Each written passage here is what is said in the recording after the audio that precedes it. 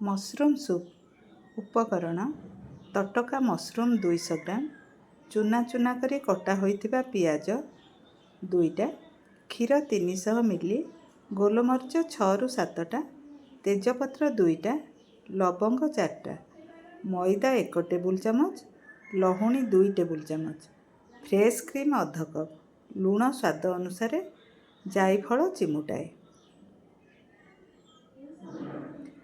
प्रस्तुति मशरूम को धोई खंड करी रखंतु। क्षीर को तेजपत्र गोलमरीच और लवंग सहित फुटाइबा परे छाणी नियंतु। गोटे पैन रे लहुणी को तरलाई सेथिरे पियाज चूना और मशरूम को हल्का करी भाजी नियंतु। मैदा दे आउ किछि समय पय हल्का करी भाजंतु। लाल रंग धरिबा को देबे नाही।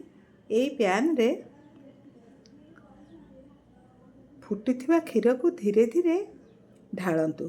क्षीर ढालिबा बेले फुटुथिबा क्षीर को घांटंतु। एमिति कले टेड़ा सृष्टि हेबो नाही। 5 ରୁ 6 मिनिट रांधिबा परे आंचरू ओल्हेई दियंतु। एथिरे जायफल लूण और मरीच गुंड देई उपरे मशरूम चूना और क्रीम देई परसंतु।